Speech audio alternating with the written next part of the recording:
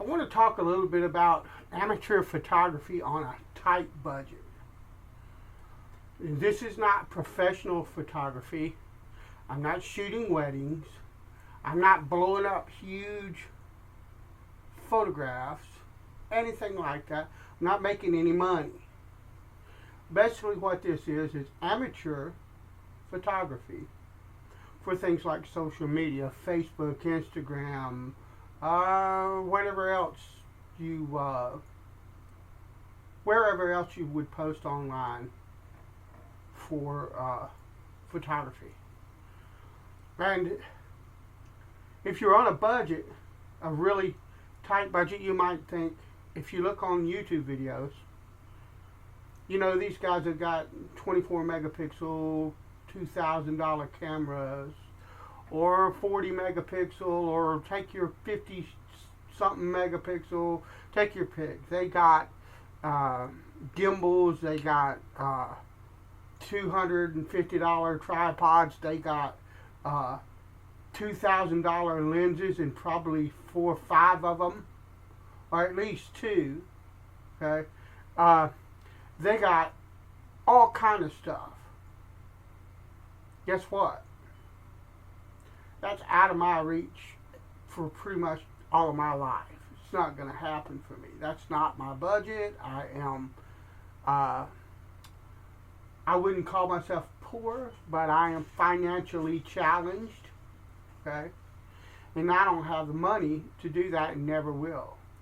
You know, unless something happens that I don't know about where I end up finding a niche that I fit in where I can make a really nice living and stuff like that. That's not going to happen. So what do? The reason that I'm making this video is I don't want people that want to learn photography to look at all these pros and even amateurs on YouTube that have got $20,000 worth of gear and go, well, I cannot do that. I can't. And just give up. There's a way to do things if you look for it. I've spent most of my life finding a way to do something everybody said I couldn't do because I didn't have the money for this and this and this and that thing over there. So, to start with, you have to realize that you got to utilize old stuff. Now, there's nothing wrong with old stuff, okay? But there are limitations. But if you want to know the truth, these guys with $20,000 camera gear and all that, those cameras have limitations too. They're just different. And if they've got the budget, they can buy something that will help them offset whatever limitation they've got on that camera. You know, so everybody's living within some type of limitation. Okay, if nothing else, just in the limits of technology right now. All right. So the mindset has to be different. You have to realize and understand. Okay, I cannot spend the money these guys are spending, so what do? Well, one of the things that I would tell you, remember I mentioned old stuff? It's not the camera or the gear that makes a photographer, period. Now, I know the gear that I'm fixing to show you, most photographers on the internet would snub their nose up at it and go, well, that's just absolute junk. People were making pictures that have real, true artistic and historical value in what they call a pinhole camera, which is basically just a box with a tiny hole in it and some way to close that hole and then open it up so the light could come in, okay, and expose the film. All right. And there are old historical photographs taken with pinhole cameras that are considered just groundbreaking and historical for their time. Photography is an art. Yes, there's a science to it. And yes, if you can understand the science and use it to your benefit, then, that's a powerful tool as well. I'm an old country boy, and I don't understand half the stuff, but I understand how my camera works, how to get proper exposure, how to get my pictures sharp, okay? And the limitations of the format that I'm using.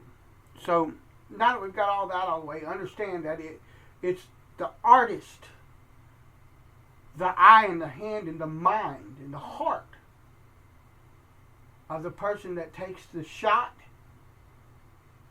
that makes the picture worth something, and not all the gear and thousands of dollars worth of gear backing that person up. You take somebody that can do that with gear like this and give him really high quality gear, and there's probably no limit to where that person can go with it. So I use old film cameras sometimes. I've got a couple of them. But I also mainly, because I don't have to have the film developed and stuff like that. They're easier to immediately share with Facebook and Instagram and other places, and you can edit them right there in the computer with software to get the best out of them, all of that kind of stuff.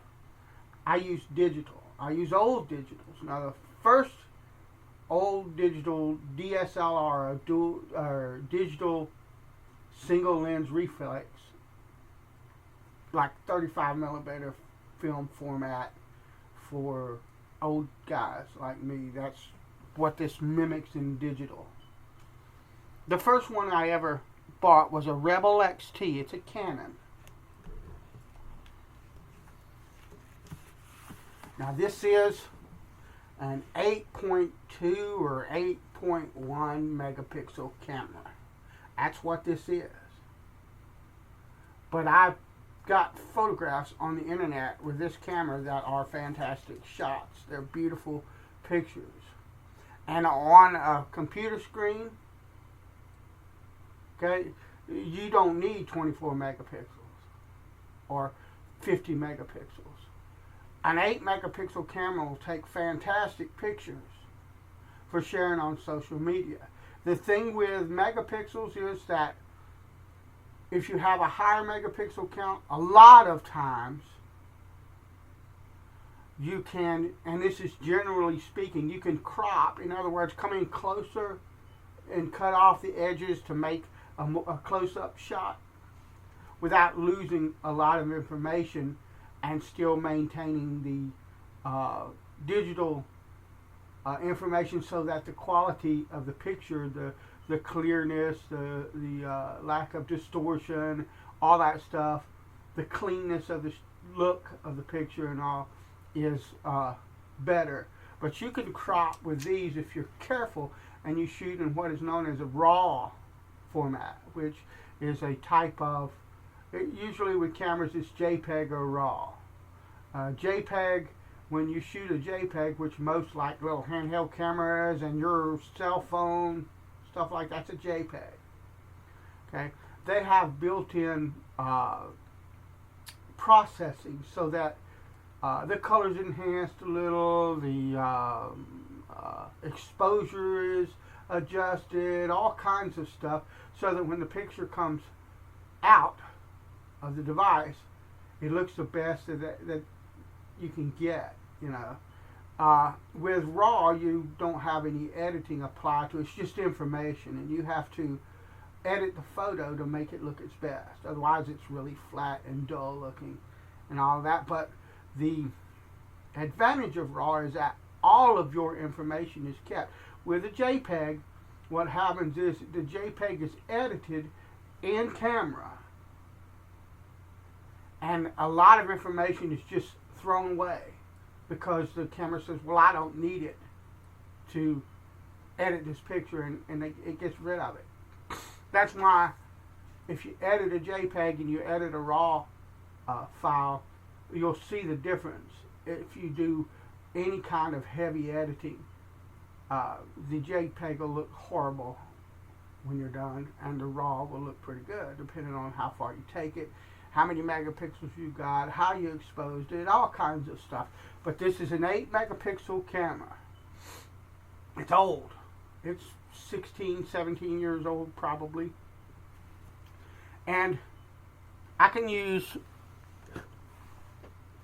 Canon autofocus lenses, or I can use, what I use on this camera a lot is vintage lenses, old 35mm camera lenses. Why? Because I can get one. This one here, it's a Rokinon, I think it's a 70 by, let me see if I can find it on the camera anywhere.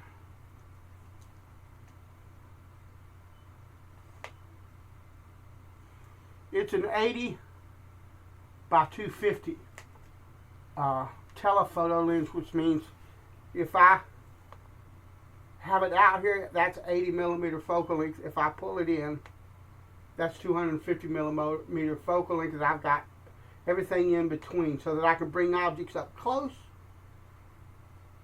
or I can bring them farther out and pull them away from it. But these are manual lenses. You got manual f-stop and manual focus. The camera will not control them, but that's all right.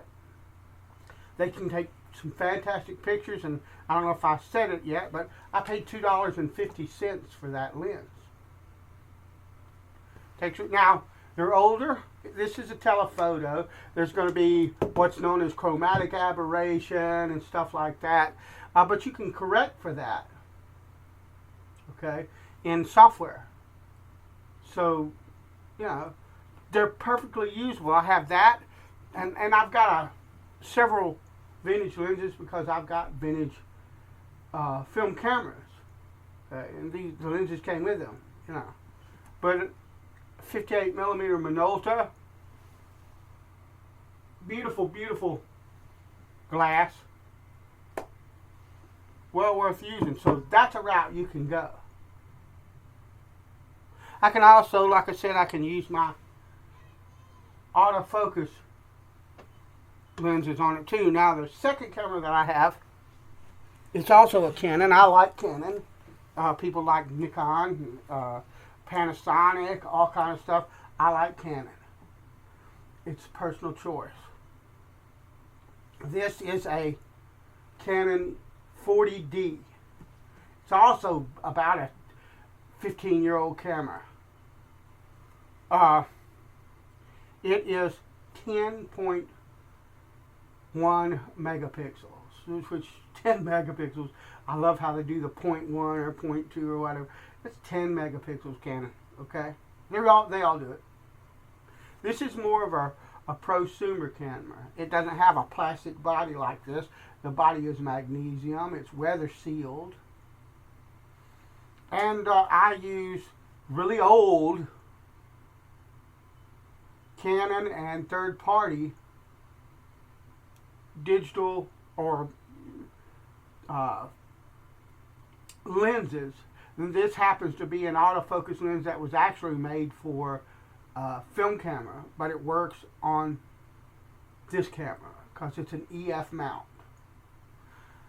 This is made for this type of camera, which is a crop sensor camera, which I won't get into this time. If you are into photography, sooner or later you'll understand all these terms. But it's old, and it's also cheap. Okay, this is an 18 to 55 millimeter, and this is a 75 to 300 millimeter. The 300 millimeter is very, very important because if I want to shoot birds or wildlife where I need to back off of them, then I need a long length. Same with the 250 on the Rebel XT. I need that longer length to be able to get closer in to the animal that I'm taking a picture of. but be backed off so that I don't disturb it and run it off, that kind of deal. Or in the case of something like a bear, I'm not in a situation where I'm too close to the animal and it decides it doesn't like me that close and wants to come over and make something out of it. I'll pass on that. So I want my longer lens for that. But they're cheap because they're old. Now they're autofocus and they're old, so they don't focus as quick. This camera, there's a feature on some of the newer cameras that allows, sometimes when you have an autofocus lens, the lens will actually focus like a little bit in front of what you're actually trying to shoot, or a little bit behind. And that's normal. They have adjustments with the newer digital cameras where you can adjust the camera to compensate for that. You can't do that here. Guess what you're going to have to do? If it's not focusing right, you're going to have to flip this puppy to manual and focus manually till you get the thing right. But, I mean, all of those things are things that you're just going to have to deal with. Even guys that have autofocus lenses, there are times and situations like if they're doing micro or macro photography, they're going to go to manual and they're going to actually focus and move their body back and forth to get the picture in perfect focus before they take the shot. That's just technique, and so what I'm saying is all of this stuff, this was cheap, used. You just got to find them. There's places that sell them online as well, but you can find them if you look around eBay. You can find them cheap on eBay. You can find them in the different local trader catalogs and all kinds of different places. Thrift stores, flea markets, that kind of thing. Just keep looking. You might know somebody that's got one of them in their attic or in a box under their bed that they don't use anymore. You might be able to buy it, or they might give it to you. But what I'm trying to say is, and I can also use these vintage lenses on this as well. It's the same mount. But all I'm trying to say is don't let what people think you should have or what you see other people with, don't just assume that, well, I can't do it because I don't have this, I don't have that. There's a way. Now, I'm going to show some photographs that I've taken with this camera, and I'm not going to tell you which is which. Okay? I prefer the photos that come out of this camera better. I just think it takes a better picture. But that's subjective to my eye and my experience with them long term with both of them. The average person probably could not tell a difference. But I'm going to put some photos up so you can see, okay, that the pictures that you get from this stuff on social media, you can do some beautiful stuff with it. And if you want to be an amateur photographer, if you just want to do it for fun and for the love of it, that's what I do. Look at the photos on the end of this video. And that hopefully will give you some inspiration if you're thinking about getting into photography and you don't hardly have any money. There's a way. Matter of fact, if you're not shooting wildlife, if you're doing landscapes and macro photography, different flowers and plants and all of that, street photography, okay, hold on a minute. Believe it or not, you can do photography with one of these. You can do photography with your cell phone. There's thousands, millions probably photographs with people's cell phones. Some of these new phones, like the iPhones, have got fantastic cameras in them.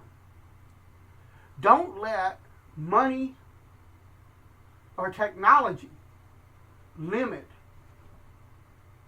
what you're able to do. It's the mind up here that's going to make or break you. Learn to use it.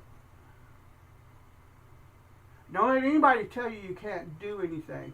If you want to do something, find a way. It can be done. Trust me, I know. Alright. Thanks for watching. Here's some pics for you to look at. Bless you.